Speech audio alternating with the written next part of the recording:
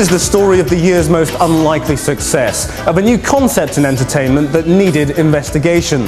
The band I'm talking about have, in the last 14 months, become Britain's biggest musical export to America. Their first hit stayed in the top 20 for 14 weeks. Their website receives more visitors than every other artist on this label combined, and they've won major awards in rock, dance and hip-hop categories on both sides of the Atlantic. I'm talking about Gorillaz, a two-dimensional animated band. The two men behind them, Damon Albarn of Blur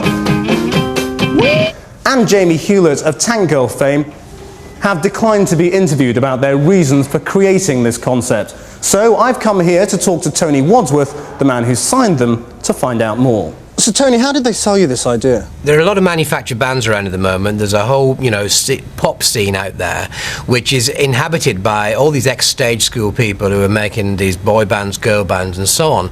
None of which have really got too much connection with the creativity of their music. And he said, well, why don't we take it to the ultimate extreme and make the ultimate manufactured band? Huh? Well, one of the problems when you've got something like this where the band doesn't actually exist is that you don't have people who can go out there and do interviews or perform on TV shows or do all the normal promotional things that ordinary pop stars do. Huh? Jamie and Damon's original idea was to come up with this weird character that was a composite of the worst aspects of each of their personalities, and they called this character Jamian. But obviously, we're not having any of that. Well, a lot of people say, it's actually affected their health. Don't you feel responsible for that? Do I feel responsible for it affecting their health? Their mental health? Well, not really, because, quite honestly, as long as they're selling loads of records, I couldn't give a toss. I'm feeling glad I got sunshine. Alarmed by my meeting with Tony Wadsworth, I then discovered that Damon and Jamie had reported being assaulted by the animated characters in the band. I went to speak to Detective Constable Cornwall, who filed the case. Well, naturally, I suppose you could say we was all very excited when they came in and reported what they claimed were vicious assaults upon their fit young bodies. Beautiful, beautiful. Oh, I suppose you want to hear the tape. Come on, you couple of nutjobs. Yeah, we've just been attacked by this animated pop band called Gorillaz. The lead singer's called 2D, spiky blue hair, long skinny legs, and then the bass player's called Murdoc. He's a Satanist from Stoke-on-Trent. He knocked my tooth out. And then there's Russell. Russell's from New York, and he's huge, man. He's got glowing white eyes. And then there's Noodle, 10-year-old Japanese girl. Have either of you had dealings with these individuals in the past? Yeah, they just sent us this tape in the post. It's called a gorilla bite.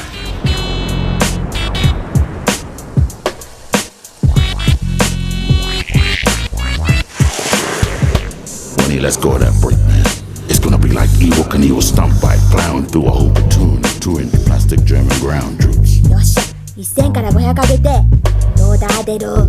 Yeah, but that's one bet you're gonna lose.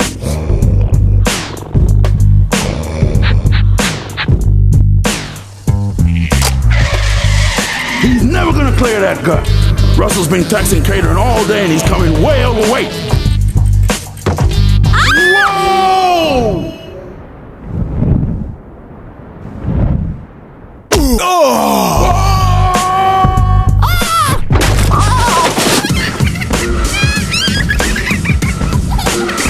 If you keep doing this, man, I'm gonna be jumping you next time you asleep. And I don't think neither of us gonna make it. You dig? Well, the Gorillaz Bites was a new departure for us. We have to start firstly with a concept that would originate from Jamie himself. I can't catch it, look, it's so slippery. We approached Jamie's designs quite literally and drew them conventionally, and then traced the line to get the thick and thin line that is very distinctive in Jamie's drawings. Melt its face, melt its face! Well, the first thing that I was aware of was the voice records and Jamie's storyboards. So after that, it was this editorial task of just taking Jamie's storyboards and editing it to the voice track. Hey, yo, Muds, where my eel at? Where's my eel? Where my eel? Where my eel?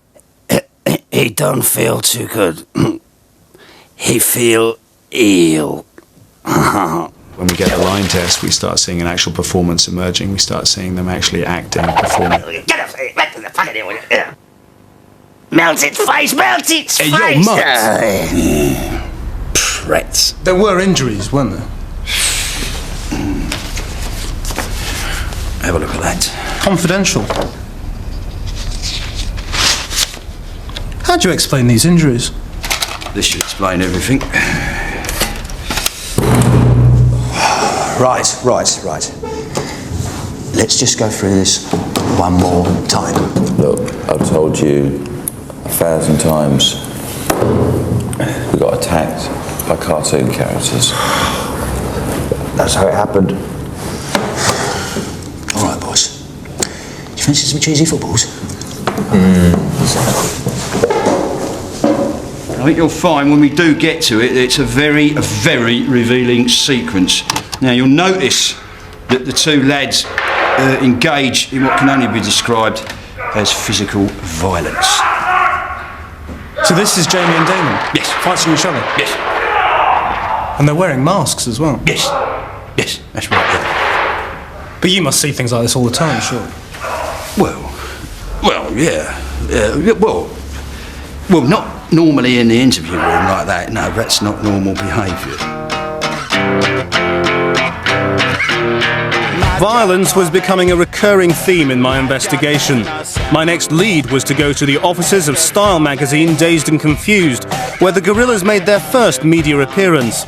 Editorial director Jefferson Hack had commissioned the photo shoot that revealed early signs of Damon and Jamie's confusion between reality and fiction. Krishnan Guru-Murthy. So how did you decide to collaborate with the Gorillaz? Well, I went down to the studio, listened to the music, saw the promo for the first video that they'd done where Jamie done the illustrations against the real kind of backdrop, and liked the music and thought, let's do it as a cover. The digital won't let me go. So how do you style a band that doesn't exist? Well, that's the thing, we tried to make it feel like it was a real shoot, so we got our stylist to go out and get some clothes that they may have put on a band like the Gorillaz. Did it seem as if they actually believed that these characters were there? Yeah, it got a bit confusing at some points, but I just let him get on with it, and if he got too close to the cartoons himself and was trying to point out where the band might be and, you know, for us to shoot, then I just let him get on with it. And then I thought, Murdoc over here playing ball could be good, likes a bit of ball. Russell's going to be watching the telly. Noodle down here on the floor. Very nice, this is good. Okay, well maybe Russell can be by the pool table, I don't know. Yeah, Jamie asked me if I minded if Russell smeared burgers on the wall or if Murdoc threw a TV across the room. And I didn't really know what he was going on about, so I didn't pay much attention. But the next morning when I came in, there were burgers smeared on the wall. And there was a television thrown across the room. And I wasn't very happy about it. Despite having gathered substantial evidence of Jamie and Damon's deteriorating condition, I was still no closer to the pair themselves. Determined to track them down, I was beginning to wonder what I might face when, if ever, we did meet. Hello, hi. Gorillaz creators Damon and Jamie had now severed all communication with the outside world and had been referred to a psychiatrist. Yeah, yes, I was aware of these two before they came to see me, you know. I was aware of their work, and I was quite a fan. You know? Really? Yeah, oh yeah. There was one song about a little monkey, you know, has this conflict between his brain and his tail. But I was concerned about this Jamie character. I can smell them. I thought I would question them further, so maybe to find out if there was a connection between, between this and Mr. Hewlett's obsession with the Vivi and the Popo humor.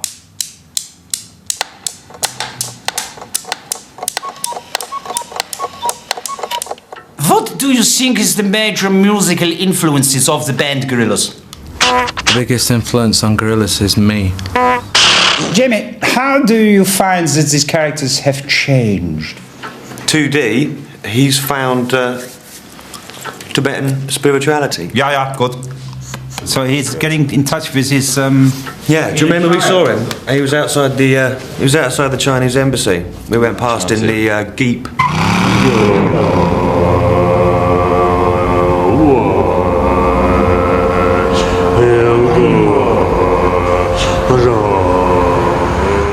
Right, you are telling me that you drove the Jeep? Yeah, well, we drove the Jeep to the set. We did all the stunts in the Jeep. That was us driving.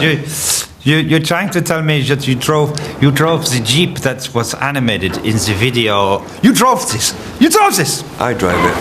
He's banned. He's banned. Very good.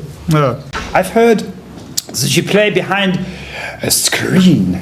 What is all this about? I don't think musicians are playing behind a screen. They're just playing behind the characters. Big difference. Yeah, there is a subtle difference. A big difference. I was thinking maybe you are behind the screen because you don't want people to see what a monster you have become.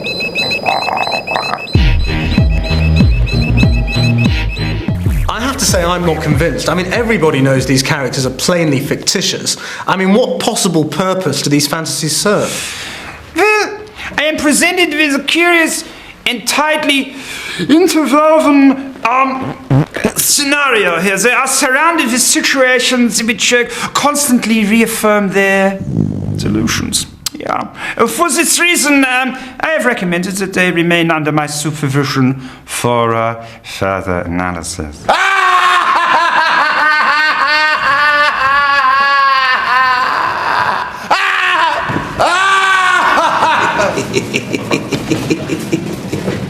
Dr. Cornwell suggested I speak to the Gorillaz web designers.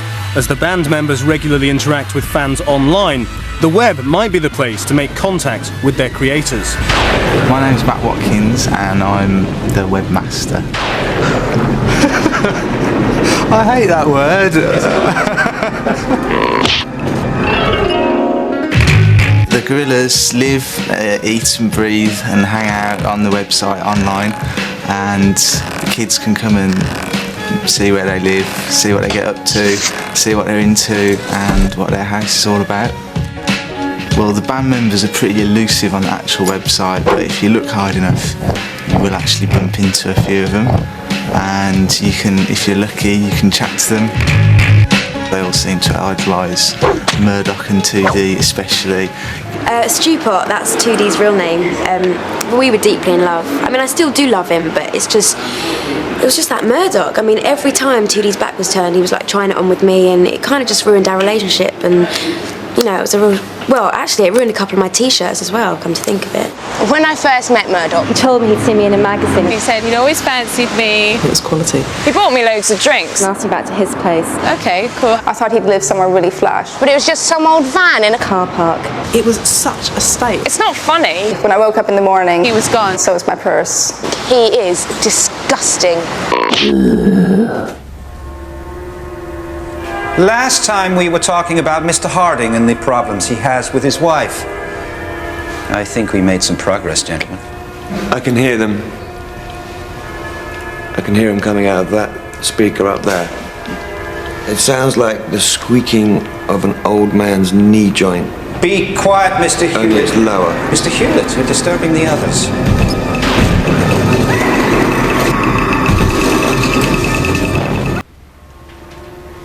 Perhaps you'd like to begin by telling us how you first started drawing these characters and what the inspiration was for their personalities. Oh, inspiration for their personalities.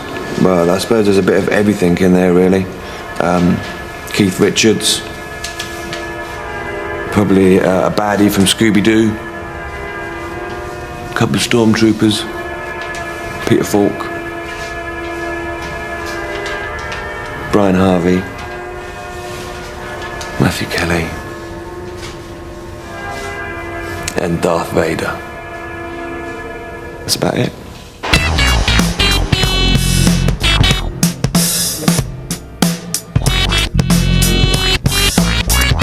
action figures, they're useless. My head doesn't wobble like that. Yeah, it does, D. Look. Russ, do it again.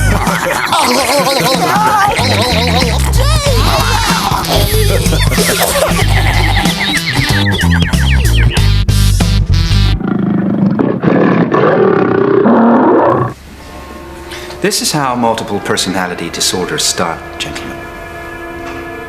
I'm gonna stuff you full of pills now. そろそろお薬のお時間で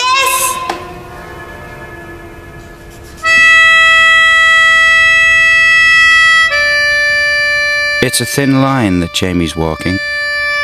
The influences he claims went into the characters are in fact just different parts of his own personality. The other one just plays instruments randomly out of time. I think he's a freak and belongs in a circus. But unfortunately, there is not enough resources to keep them here.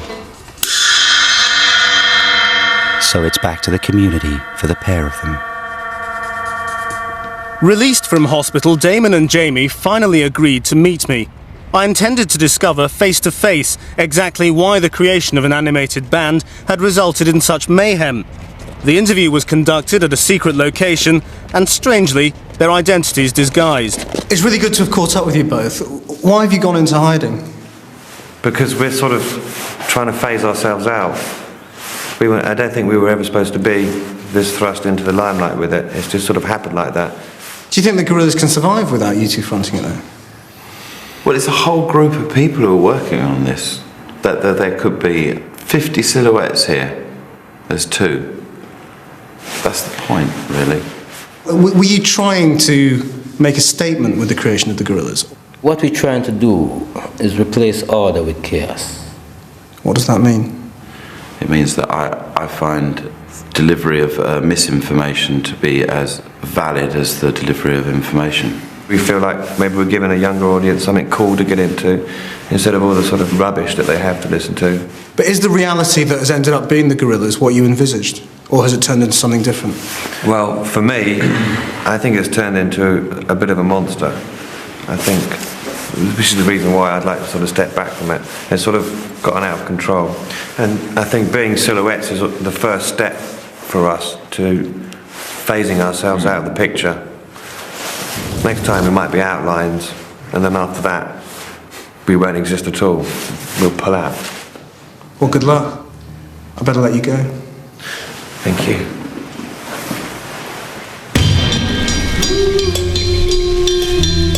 It remains to be seen whether Damon and Jamie will be able to resist returning to the spotlight in the future. What's clear for now is that despite a series of misleading and frankly absurd testimonies, the two men are far from insane. They believe Gorillaz subverts manufactured mass-market music and allows them to pursue highly personal visions while enjoying mainstream success. Whether or not Gorillaz fans get that is hard to tell.